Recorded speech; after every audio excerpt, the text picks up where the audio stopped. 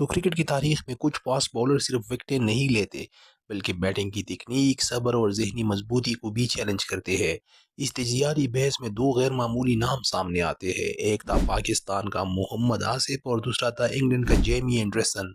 एक तरफ खालिस महारत, सीम कंट्रोल और जहानत थी, जबकि दूसरी जानिब तवील मुद्दती डोमिनेंस, स्विंग की मुकम्मल महारत और नाकाबिल यकीन तसलसल था। Yes! Crackerjack of a delivery from Mohamed Asif. Oh, gone. What a comeback from Anderson after two boundaries. Asif तकनीकी कमाल का मजहर था। मोहम्मद आसिफ को फास्ट बॉलिंग की दुनिया में स्ट्रेटेजिक थिंकर के तौर पर पहचाना जाता है। इसकी असल ताकत रफ्तार नहीं बल्कि प्रिसिशन इंजीनियरिंग जैसी बॉलिंग थी। इनकी सीम पोजीशन गैर मामूली हद तक सीधी और मुस्तहकम होती थी, जिससे गेंद आखिरी लम्हे में टर्न करके बैट्समैन को धोखा देता था। लाइन एंड लेंथ में इस कदर माहिर थे कि बैट्समैन को मुसलसल कॉरिडोर ऑफ अनसर्टेनिटी में खेलने पर मजबूर कर देता था। इनका बॉलिंग सबसे खतरनाक पहलू ये था कि वो बैट्समैन को सेटअप करते थे, हर गेंद एक मंसूबे के साथ एग्जीक्यूट करता था। सीम कम होने के बावजूद वो सिर्फ स्विंग हासिल कर लेते थे और लास्ट मोमेंट में टर्न देकर बैट्समैन को धोखा कर देकर आउट कर दिया जाता था।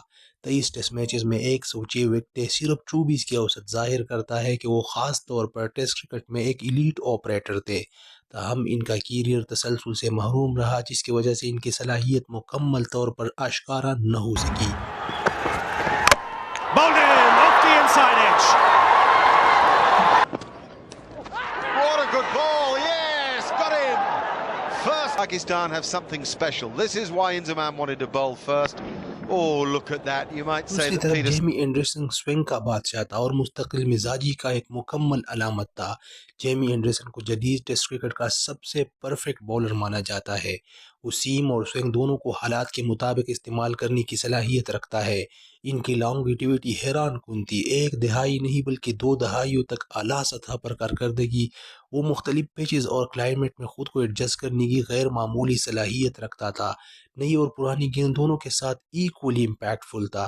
600 प्लस टेस्ट विकेटें और तकरीबन 26 का औसत इस बात का सबूत है कि उन्हें सिर्फ एक मैच विनर थे बल्कि एक एरा डिफाइनिंग बॉलर था। Oh, Baldy with an absolute snorter. The crossing previous delivery brings one swinging back in off Studscott. Oh, Baldy Anderson's got one now.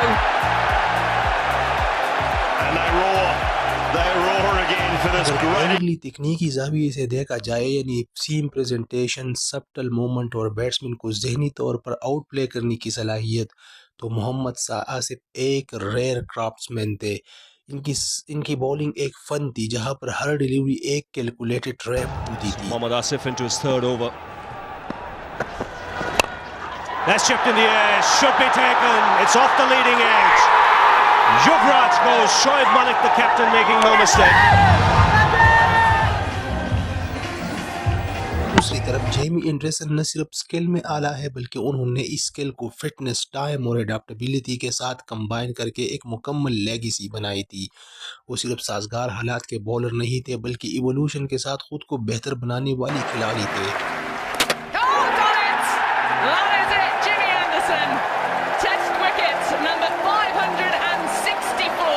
Greatest of fast bowlers now. Mohammad Asif वो bowler थे जो batsman को खामोशी से जाल में फंसाता था, जबकि जेमी एंडरसन वो है जो वक्त के साथ हर बैट्समैन और हर कंडीशन पर हावी रहे। एक खालिस फनकार और एक मुकम्मल अहद साज। अब फैसला आपके तजिए पर मुनहसर है। आपका क्या ख्याल है कि मोहम्मद आसिफ सबसे परफेक्ट बॉलर था या जेमी एंडरसन? अपनी राय का इजहार हमारी कमेंट सेक्शन में ज़रूर कीजिए और मज़ीद ऐसी डॉक्यूमेंट्रीज़ के लिए हमारे साथ जुड़े रहिए। तब तक के लिए अपना बहुत सारा ख्याल रखिएगा। अल्लाह हाफिज़।